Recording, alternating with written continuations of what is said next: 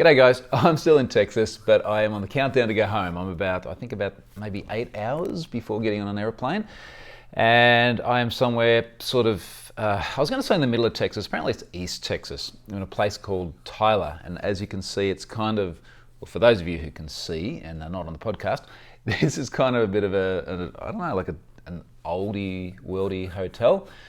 So we came out here because we wanted to sort of go somewhere away from cities and things like that. We've been in Dallas for the last week. When was it? Since Friday. All the times get really, really weird when you're away. It's very hard to remember what you've done when. So anyway, wanted to get out of the city. Go to in this case, there's a winery and a distillery, which was very good fun. And yeah, so here we are. I'm actually going to come back and talk a bunch about American cultural things later on at the end of this update, because after I touched on a few little things last week, a bunch of people popped up and they were like, oh wow, I never knew that. That was really interesting. What else is really different about America and the rest of the world? And while I've been here, just talking to people as well, obviously there's a lot of societal norms here, which are very, very different to other places, and people are unaware of it. So I'm going to do a few InfoSec things and then spend the rest of the podcast, video, etc., talking about that. And then if you're not interested in cultural things, you can tune out then.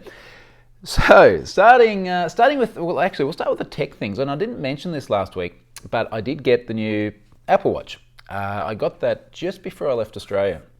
In fact, I ordered the watch and the phones when everything launched, and then the watch was to be delivered sort of around about the time while I was away.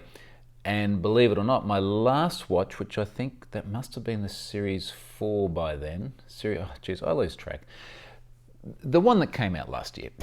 So that one managed to completely die like the day before I left home. And I mean, these things have been rock solid before. Most of the iThings are rock solid. Mind you, that's not an iThing. The Apple things are rock solid.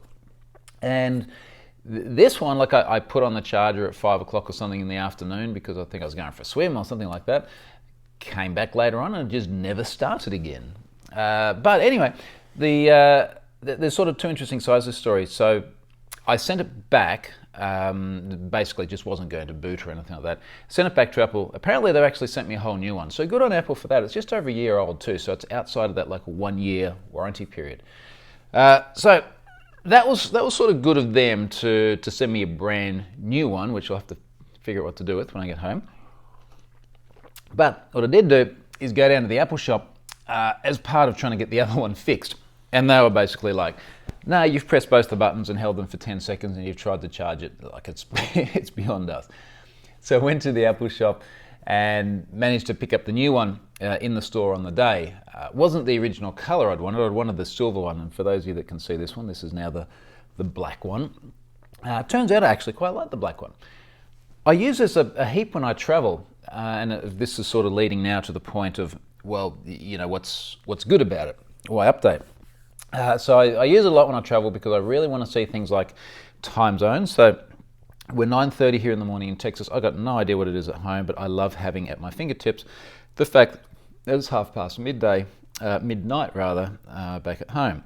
I love having the fact I can see my flight here, and then it integrates with the Qantas app for things like boarding passes and all this sort of thing. So I do actually use the watch, I think, just gradually more and more and more over time. When I first got it, I was like, it's not changing my world. And trust me, it doesn't change my world. But it is something which is really nice to have. In terms of the new one, obviously screen real estate. So apparently there's about 30% more screen real estate, which is pretty cool. Because there's all that extra screen real estate, you can fit a lot more complications onto it. So at the moment, I'm running the temperature, 16C here in Texas at the moment. I don't know why I'm running the UV thing, because there isn't any at the moment. It's been pretty crap weather, to be honest. The exercise rings, and then of course foreign time zones and things like that. So I find it really, really good for that. It's got haptic feedback on the wheel as well. So when you're sort of scrolling the wheel, that now feels pretty nice. I guess just a lot more mechanical. Excuse me. So that's a pretty good side of it. And look, I mean, other than that, I know a lot of people are like, wow, this is so much better in so many ways.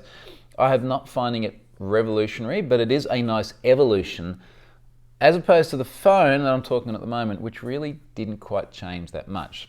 So I'm looking at the iPhone XS, and it's basically an iPhone X. So now, mind you, having said that, little incremental improvements on the camera and doing things like that dynamic bokeh effect where you can change the depth after you take photos.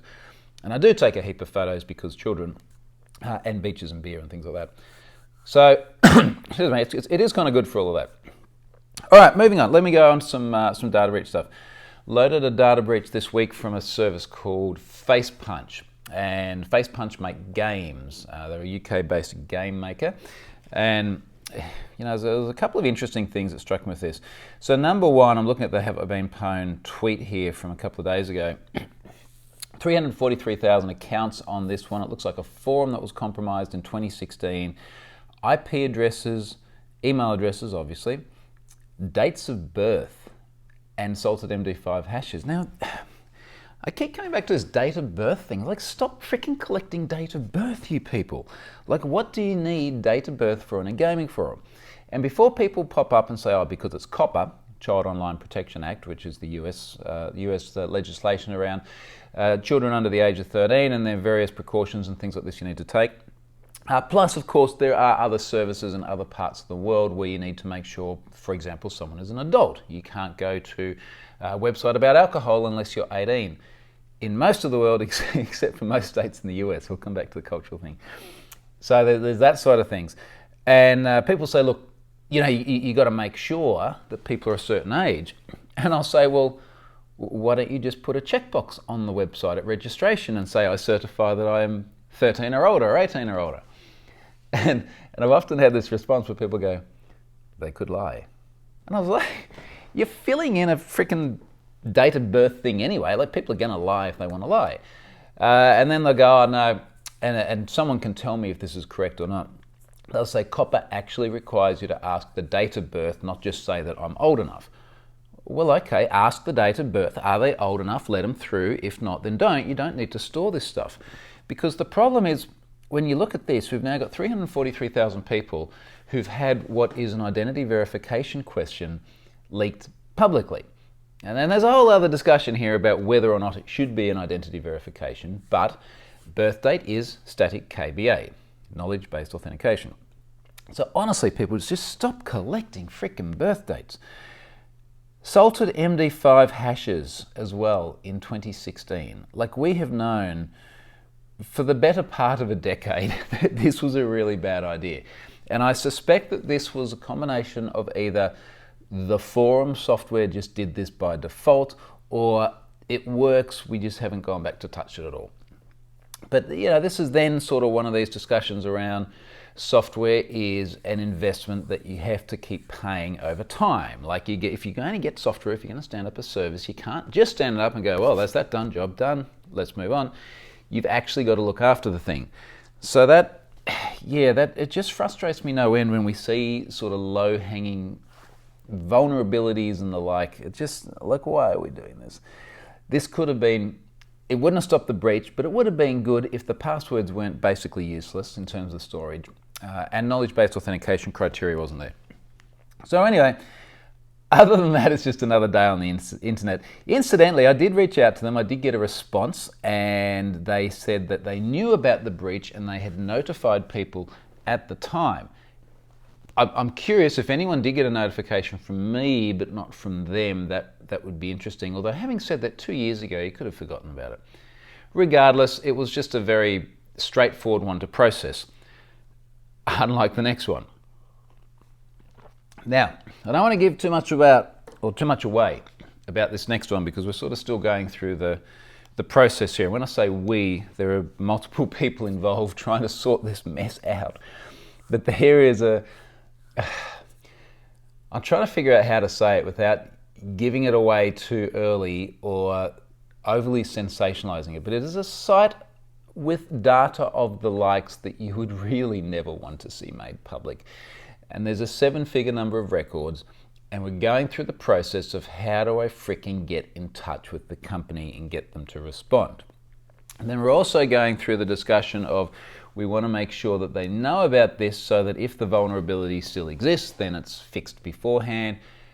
But if it doesn't, or rather if losing my mind at the moment. This is what happens when you take like 2 days off and you just don't think about stuff. So let me rephrase that. If the vulnerability still exists, obviously we want the organization to know about it and fix it in advance. Having said that, if it still exists and there are people potentially exploiting it, well then we've got to get attention somehow. So, do you make a big story out of this early on with the hope that that will get their attention and things will actually happen a bit faster. So it's just one of these painful things that boils back down to this simple fundamental issue of how do I get in touch with the company and let them know they have a vulnerability, and they take it seriously and they actually receive the email and it doesn't go to junk and they don't think I'm a scammer or I'm going to, this is a shakedown or something like this. So anyway, that's not fun going through that process at the moment, but one way or another, next week I'll be able to talk about what that site is. Another data breach thing, and this is one that pops up all the time, and I'm tempted to actually write a dedicated blog post about this, is I had multiple people throughout the week contact me and say, hey Troy, have you seen that Spotify had a big breach? And I know where this is going every single time, because until Spotify comes out and says we have had a big breach, they almost certainly have not had a big breach. They're a modern tech company, they'll own it, I'm sure, if this actually happens. And what inevitably happens every single time here is someone is pointing to a paste somewhere, so usually thousands of accounts, which sounds like a lot, but out of the scope of Spotify, it's not a lot. I imagine they have many tens, if not hundreds of millions of subscribers. And someone will say, and my real password was in there for Spotify. So basically, you've got a shit password, okay? Because what this is every single time it's credential stuffing. And what really, I guess, I shouldn't be frustrated at the people that are reporting this. I appreciate people popping up and sharing this. But the underlying issue here is a bunch of people have gone and reused their passwords in different places, which of course is the norm. And then someone has gone and got these lists and they've gone, let's go and test them all against Spotify. And frankly, there is a bit of a question for Spotify to answer here, which is why is it possible for people to do mass enumeration of your authentication mechanism? Anyway, and then they get together like 4,000 of them, put a paste out there and go Spotify breach. And it looks like a Spotify breach because people are going, oh, holy shit, this is actually legitimate creds for Spotify. And then someone then attempts to monetize the bigger breach, which of course just doesn't exist. So I guess the moral of the story here is that if you are looking at one of these pastes or something similar, especially for Spotify, and you're going, this looks like a breach, just think long and hard about, is this actually a password I've used somewhere else, and could it simply be that someone has tested it against this one? Either one you've used somewhere else or it's a crap password. Now, one other thing, little bit moving on from the Spotify thing, about reusing passwords, or about the appearance of passwords and breaches. This week as well, I saw a massive uptick, like I had dozens and dozens of people contacting me about those sort of sextortion scams that have been running around. So these are the ones where someone gets themselves a whole heap of email addresses and passwords, and then they spam the email addresses. And I just remembered the phrase they use. They spam the email addresses with a message saying they have caught you doing something. Now, the phrase that was used in the one this week is, they have caught you looking at porn and, air quotes, experiencing fun.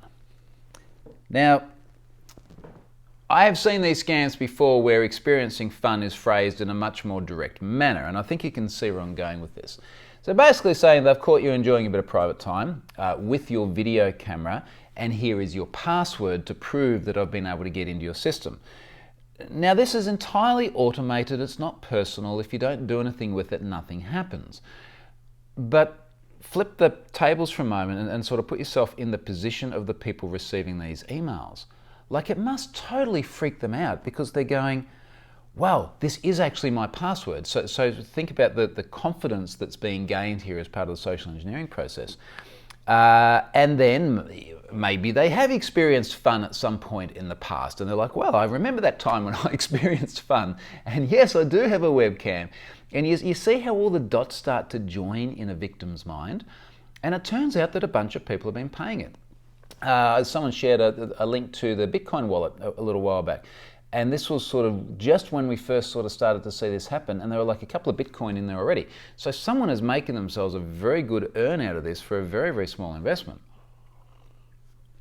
So that is particularly nasty. And, you know, like I said, I mean, what can you do? You can ignore it and move on, because let's face it, just about all of us have been in a data breach at some time or another, so we could all be victim to these emails. I mean, yeah, there's just some real pricks out there. You know, I don't know what else I can say. All right, moving on. So that was all the InfoSec stuff. I've been going for a quarter of an hour on that. I didn't blog anything this week. I've just been tied up with other things, and of course actually trying to have some downtime as well.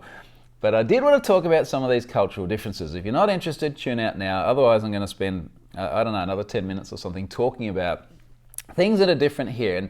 And just to be fair, this is things that are different in both a positive and a negative way, depending on your perspective, of course. And for a little bit of context, I must have had about a dozen trips to the US in the last few years. And the places I tend to end up going, obviously go to Seattle a lot for Microsoft things, been to Vegas a couple of times, LA quite a bit, other bits on the other side, obviously Washington DC for the Congress thing. I have been to Dallas before, I've been to Pennsylvania, and just a bunch of sort of different places around the country. Oh, and Hawaii earlier this year too.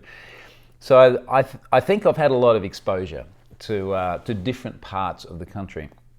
And you know, one of the interesting things about this trip is, in all honesty, it has been the best US trip I've ever had.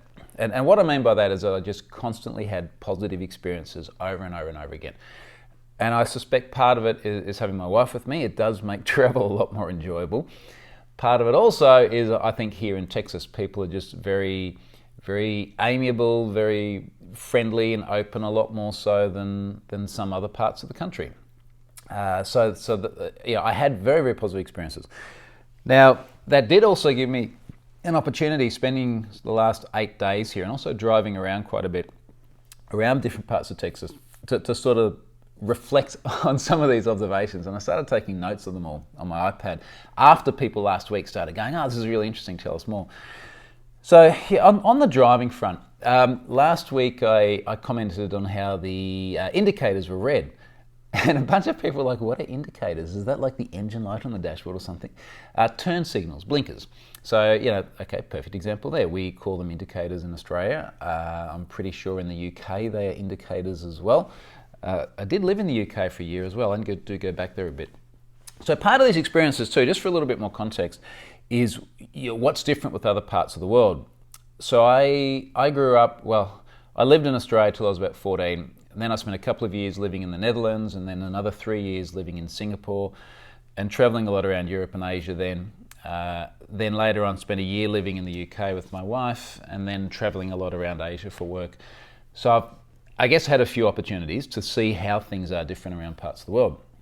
So the indicators, turn signals, blinkers, they are orange pretty much everywhere else I can think of. I cannot think of another country where I've seen them red.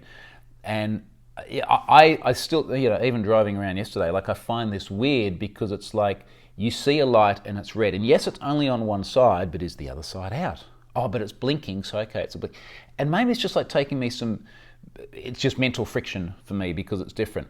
But making it red does seem like an odd choice. Like surely if you made it another color, from like a UX perspective, you know, that would be clearer. So there's that. The other thing is, on the indicators, blinkers, turn signals, you've got to have orange lenses, which is the thing that's actually kind of odd. And I remember from many discussions in car forums that I've blown many hours on, people in the US actually seeing it as a virtue to replace the orange lenses with clear ones. So for example, we were driving around a Corvette at the moment. I'll come back to that too in just a moment. And on the front guards, just in front of the wheels, the indicator lenses are quite sort of long and thin, and they are orange all the way down. They'd be clear in any other part of the world that I can think of because it's a much more sort of consistent aesthetic with the rest of the car. Like this great big gaudy orange thing does look a little bit crap. If you go and do a Google for like US versus rest of the world indicator lenses or something like that, you'll see that even things like I tweeted one of a Mercedes C-Class where the indicator is integrated rather into the whole headlight. And this light inside this headlight section sticks out quite overtly as orange, whereas all the other ones it's clear, and you just got this one great big clear light.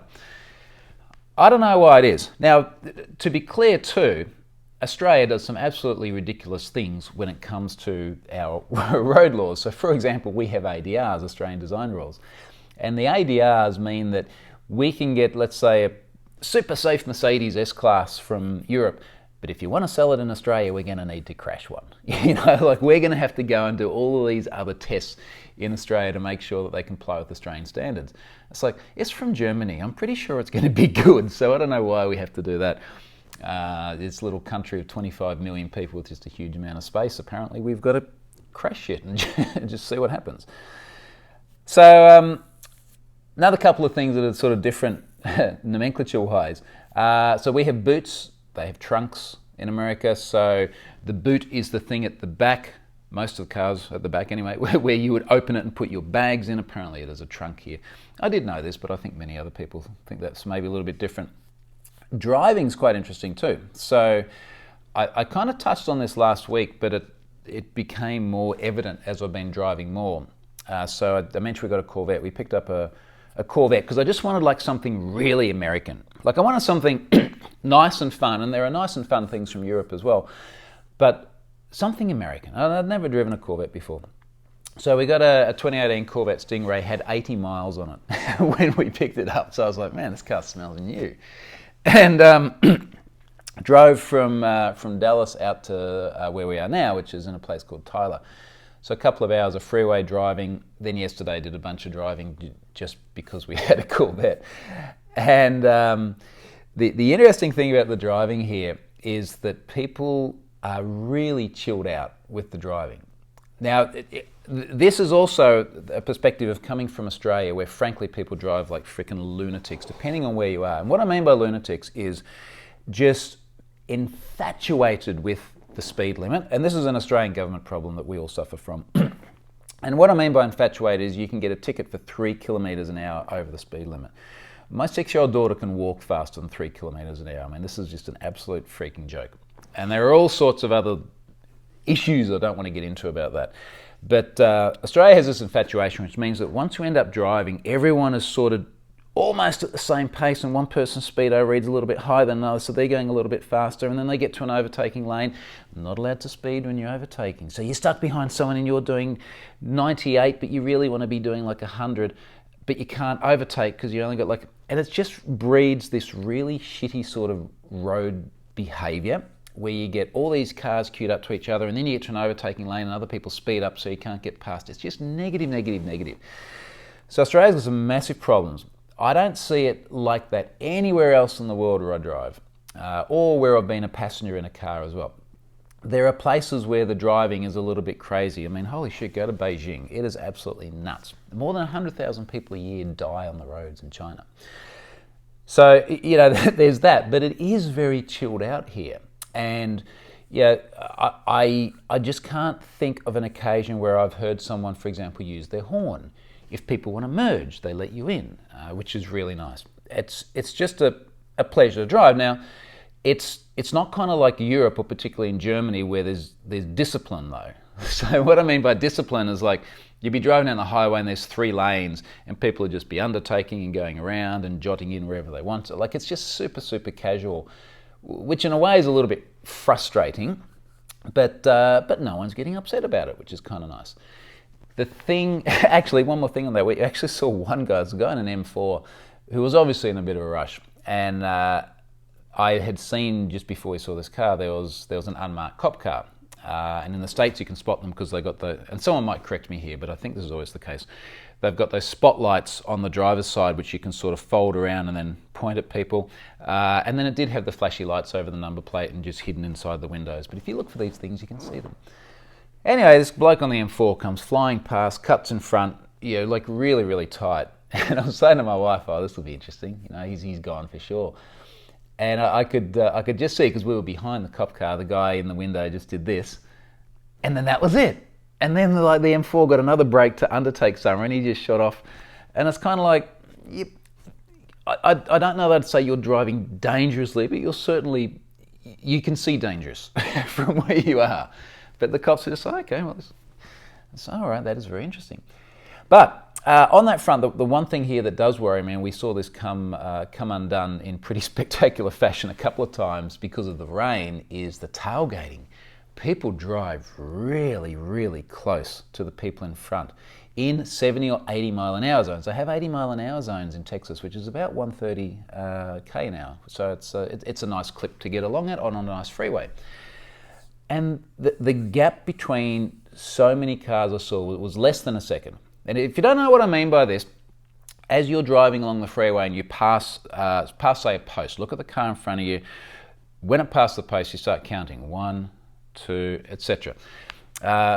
You should really be about 3 seconds, and this is just simply down to the physics of reaction time for a driver, and of course the fact that once you actually do see that the car in the front has suddenly stopped and you need to get on the brake pedal, there are fluids and things that have to move, and then traction and everything that has to be maintained.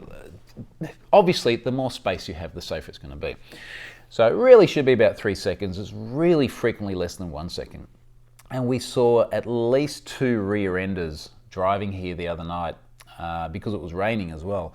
And a couple of them were pretty nasty with ambulances and stuff like that. So if you're a Texan driving here and leaving like less than 1 second of the car in front, give them a bit more room. Now here's another interesting one. Motorbikes.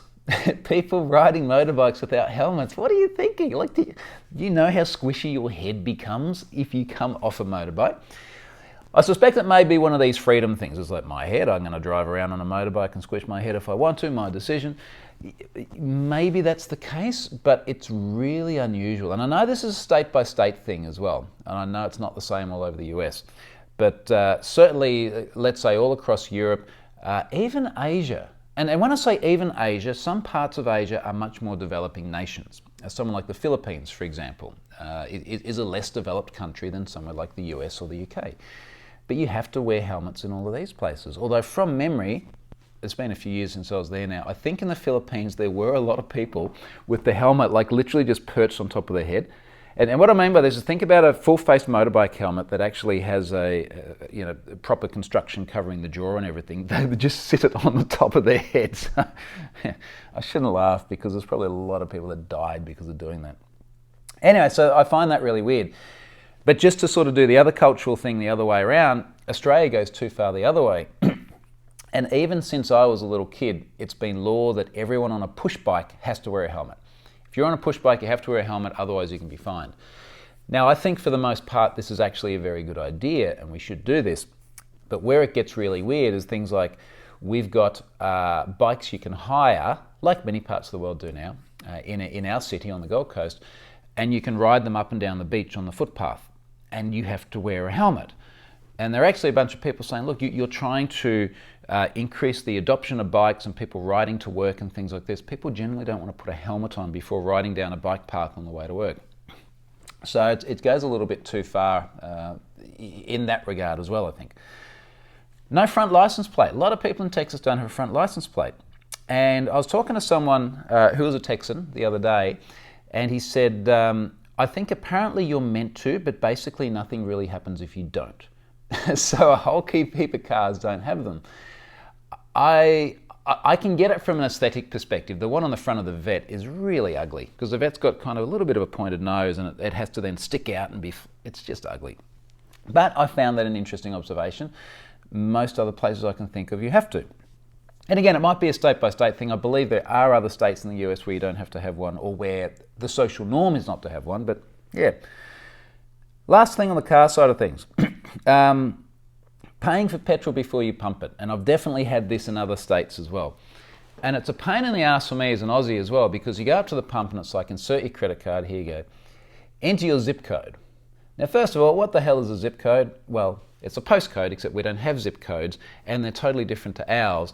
And every time I try and put in my zip code, it goes, no, this isn't right, because it's like, why on earth would you have a 4-digit zip code? So then you have to go into the store and pay the money before you pump the gas.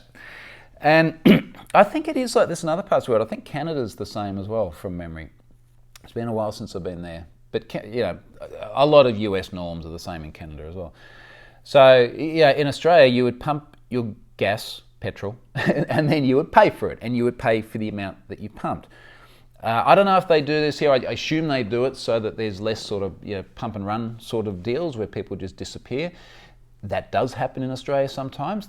The cops generally tend to chase those people down. I've known people who've accidentally left without paying because they got their mind on other things, and the cops do find them. Money. Pennies. Why do you still have pennies? Who does anything with a penny? So we got rid of our 1 and 2 cent coins in Australia. Must be like 20 years ago now. Like, it's in a blue moon, you'd never see one in a financial transaction these days. Financial transaction. You might see someone's coin jar somewhere has one in them because that's a pointless amount of money these days. So it's kind of funny to still have pennies, and I guess the thing that makes it a little bit easier in the US is that everyone wants tips, so it's just like, have some pennies. But actually that does bring me to the next thing, which is tipping, which is probably the thing that I suspect most people from other countries find really, really weird in the US, and a little bit uncomfortable at many times. So for folks in the US that may not be familiar with this, the culture to tipping here is just fundamentally different to the rest of the world. So I'll give you an example. In Australia, I would tip once in a blue moon, and what I mean by that is you'd never usually tip at a coffee shop or even at a restaurant unless you had like really epic service. Like if I went to a restaurant and the waiter was just absolutely out of this world awesome, and we had great chats and they were really useful and they provided a lot of extra value beyond what I was expecting, then maybe I'd tip them like $10 if it was $100 or even $200 for a meal. So it might be sort of 5 or 10% at most, and no one would expect that either. And inevitably the waiter would be like, "Dude, thanks, I really appreciate that." But here it's obviously a really ingrained part of the culture, and even when you go to a coffee shop, if this is for the folks now outside the US, and you pay for your coffee, so I've been paying with credit card most of the time these days, you pay and then there's a terminal and it's like, what tip would you like to leave? And there's buttons, 10%, 15%, 20%. Sometimes the gratuity is already built into the cost as well. In fact, you see it as a line item when your receipt comes. So, well, what if I didn't want to tip? Well, you're not meant to do this. I always think back to Reservoir Dogs. If you've never seen the movie Reservoir Dogs, go and see it because it's just epic, Tarantino. But in one of the opening scenes, they're all in the restaurant and Mr. Pink Steve Buscemi doesn't want to tip. And everyone's like, look, these people are on minimum wage, and minimum wage in the US is not enough to support basically to live on. So they rely on tips. But then you get this really weird thing where it's like, well, if you're a waiter, you get a tip, but if you're a cook, then you're not going to get a tip because then you're in the back of the house instead of the front. I don't think that's something which is going to change in the foreseeable future in the US, but we just find it really weird. And the thing that constantly pops up is you're sort of going, is this waiter or doorman or whoever being really nice to me because there's a direct monetary outcome for them? Are they hedging for a big tip? Look, in fairness, particularly on this Texas trip, I haven't felt that, but there's been plenty of occasions where I just kind of feel like this is a facade of niceness. Look, I mean, maybe the person's just having a crap day and they're just doing their best to be nice, but it's just always a weird thing. As part of that as well, on the niceness side of things, the courtesy here is quite different, especially to Australia, and we are super, super casual in Australia, but there's so many sirs. It's like, okay, sir, what can I get you? Here's your food, sir. Welcome, sir. So in Australia, to be like, come on in, mate. Like, here's your bill, mate. Like, do you have a good meal? Like, it'd just, and it's in general not sort of offensive or intended to be, we don't give a shit or anything like that in Australia. It's just a very casual, welcoming, friendly thing. Now, again, in fairness, particularly on this Texas trip, people have been super, super friendly, and the sir hasn't sort of felt too weird. But very often, it's just like, wow, this is a very formal way to start our coffee relationship. Money, bills. the bills all look the same, which is quite interesting. In the UK is a good example. Some of the bills are freaking massive, some of the others are smaller, like they're visibly quite different. In Australia, they're all different colours. So if you look at a $20 note, it's red, and if it's a $50 note, well then it's yellow. And ours are also plastic and different sizes as well. But they're very, very easy to discern. Here it's like I have a handful of green bills. It's very hard to figure out what they are unless I actually go through and count them. Cultural things. So one of the interesting things that someone said to me when I started coming to the US a few years ago is they said that the US is much more like a whole heap of little countries as opposed to different states. So it's really interesting how culturally different things are between states in the US, particularly as compared to Australia. It's a little bit hard to compare it to somewhere like Europe because they actually are different countries that have different cultures and different languages. But in Australia, you can sort of go from the very south and it's like, okay, it's colder and there's more distilleries, to the very north and it's warmer and there's more crocodiles. And other than that, everyone sounds the same and pretty much has the same sort of cultural leanings, and the differences are really quite subtle. Here it's much more so. I mean, obviously somewhere like Texas, the culture around farms and cattle and guns and all the rest of it, as well as the accent, of course, is very, very different to if you're in San Fran. And of course, San Fran is a big tech city, and they do different industries there to what typically happens in Texas. But then, of course, you go somewhere like Hawaii, and okay, it's a free state and it's in the middle of the ocean as well, but very, very different in many other ways. Whereas we've got, tropical islands and things you'd go to in Australia, and it's you still talk the same and do the same stuff. So that's actually really interesting, and I almost, without getting political, I almost wonder if that sort of leads to the political divide everyone has at the moment, where they're just parts of the country that are just so different to other parts of the country. People just have fundamentally different ideals. Military personnel. This is an interesting one, and I'm going to sort of talk about my perception of the good and the bad with this. I always find it interesting when you come to the US, the way military personnel are favoured in ways that they wouldn't be in other parts of the world. So a good example of this is that you go to get on a plane and they're like, all right, so we're going to let the military folks get on first. And you're sort of going, on the one hand, the respect for the service that they give the country and the sacrifices that many of them make is very admirable.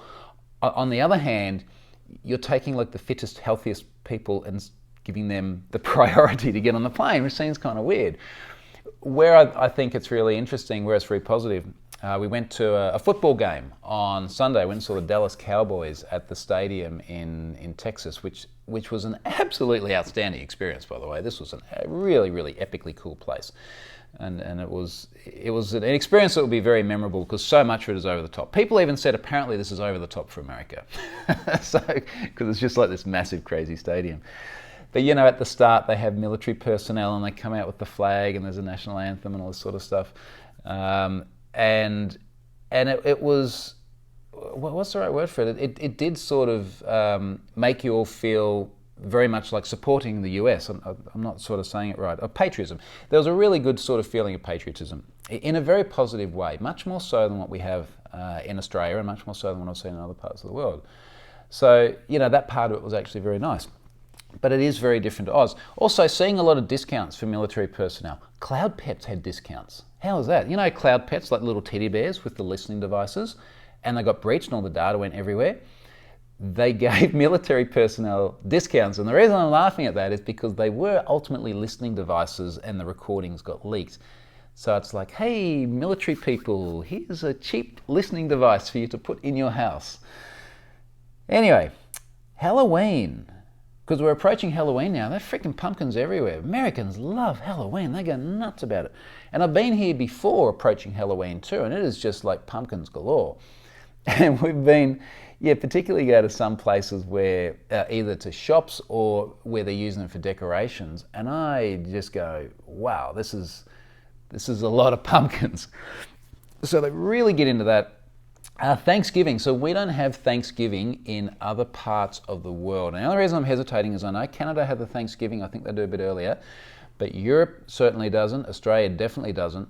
There is no Thanksgiving. We just basically start pimping Christmas early, and then that's it. So Thanksgiving is a very American thing. Coffee and soft drinks. You might have seen, if you're watching the video, I have just been drinking coffee under duress. And the duress is that I can't just get like a latte or some sort of espresso-based drink. America has a funny approach to coffee, which seems to, it almost seems a little bit symbolic of other parts of the country, which is like volume over quality. You know, like there are copious amounts of coffee. The folks here drink huge amounts of it, but it's consistently that drip stuff. And that's very, very different to other parts of the world. I can't think of another part of the world where it's just consistently drip coffee. Now, many people think of coffee as being a very European thing or a very Italian thing. I've not been to Italy yet. In fact, this is definitely on my list. I've got to get to Italy. So yeah, people would think it's a very Italian thing. Consistently though, and it's not just my biased opinion, but I hear from people the best coffee in the world is in Australia. Australia has a massive coffee culture, and that the culture is very much inverted to what I perceive here, which is around quality of coffee. And this is one thing that does actually differ a little bit in different parts of Australia. So for example, Melbourne, which is down south, absolutely prides themselves on coffee. Not just coffee, but coffee shops. And you can go to almost every other street corner in Melbourne, and there is a coffee shop which is not a chain. It's like a mum and dad running this shop for years and years and just lovingly crafting lattes and things like that. And some of you probably see me tweeting a lot of photos of coffee from Australia because it is such a cultural thing, and you just get these beautifully poured lattes that you can just consistently, reliably get really good stuff. We really rarely go to any coffee chain. Starbucks really struggled when they came to Australia. They had to shut a heap of stores, and I think there's only a few left now. But they definitely got the Australian market wrong. But it's something that you can just consistently get beautiful quality from. And it's quite inverted here. In fact, I remember I was in Utah a few years ago. Salt Lake is actually another place we've been going to a lot. And we were up on a mountain snowboarding, and it was like a nice resort spot, and we're having breakfast in this nice restaurant. And I'm like, I'll have a latte, please. I'm like, sorry, we got drip.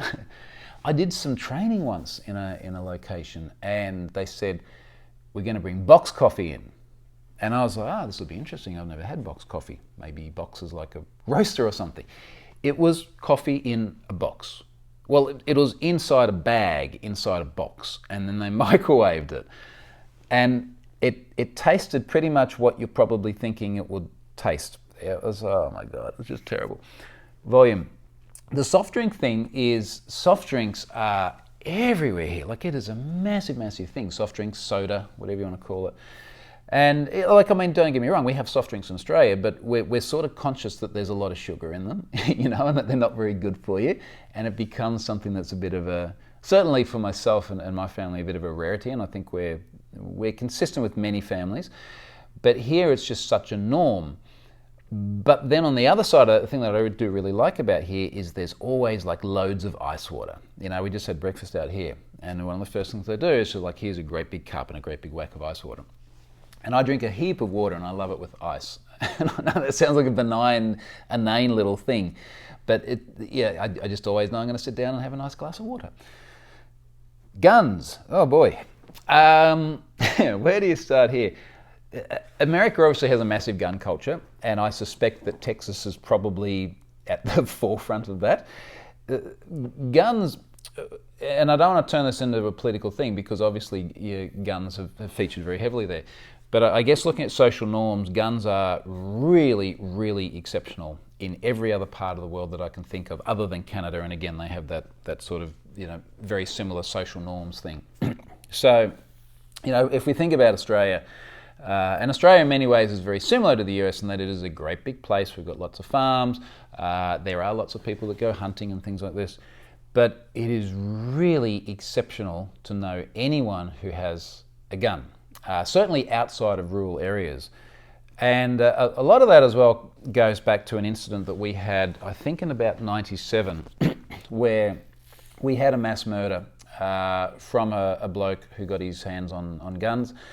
And I think there were 30-something people that died in Tasmania. And there had been other incidents before that as well, and Australia basically just went, well, that's it, no more guns. You know, like they had a massive gun buyback scheme, so they paid people for their guns. And just a huge number got handed in. I think they recently had another round where they're like, maybe you didn't hand it in, here's where you can hand it in, we just won't ask any questions, just, you know, hand it in. So it's really exceptionally normal to see guns in Australia now. And the only sort of exceptions to that will be farmers. So farmers who sometimes need to shoot cattle or birds or vermin or things like that.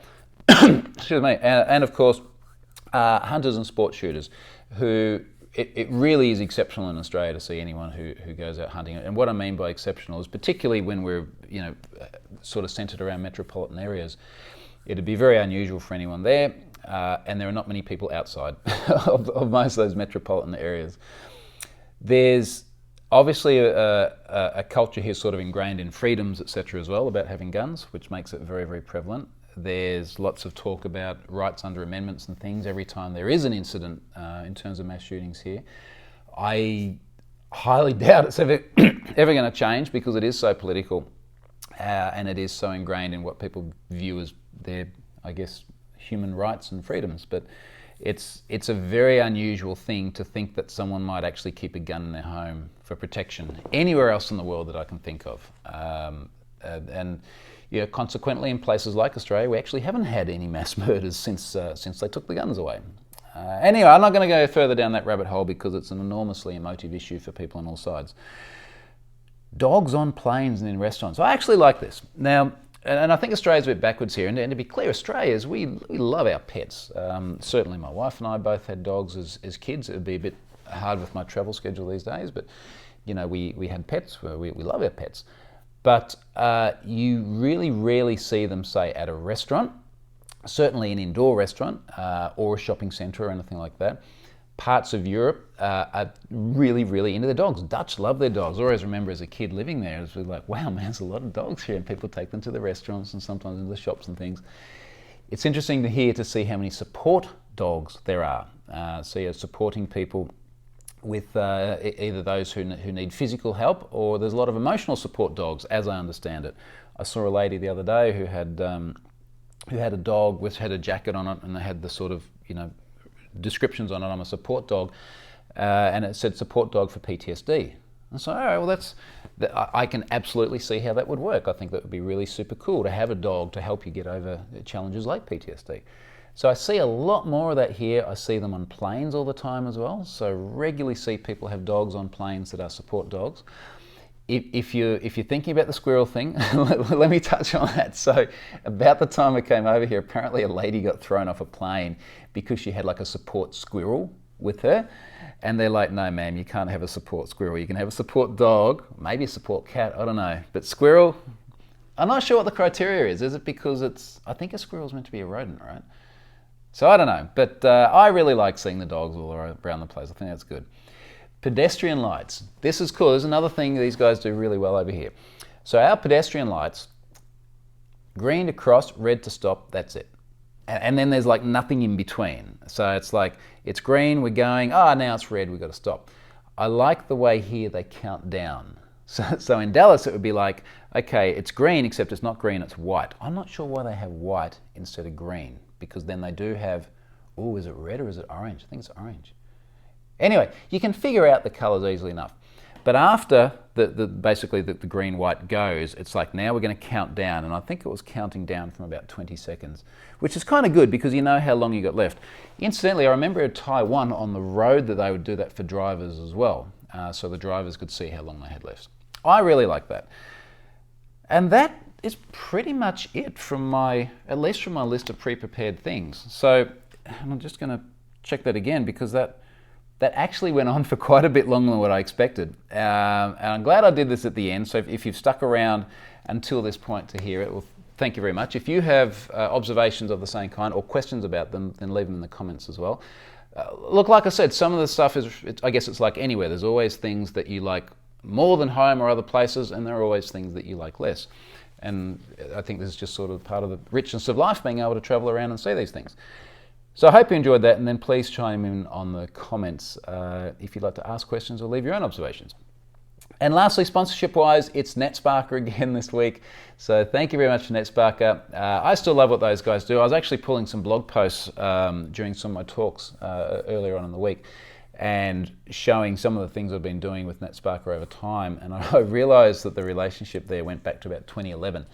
And to be clear, relationship then was we went and bought this stuff and then we used it in Pfizer for dynamic analysis. So it's another one of those cases where I'm really glad that this is an organisation that's supporting me after me having sort of found them of my own free volition and just deciding that they do a good thing. So big thanks to NetSparker for that. I will come to you guys next week from home again, back on the Gold Coast. I've checked the weather. It's going to be sunny, which is really nice. So I'm really looking forward to getting back to there. And I hope this sort of extended American-centric edition has been interesting. Thank you very much for watching.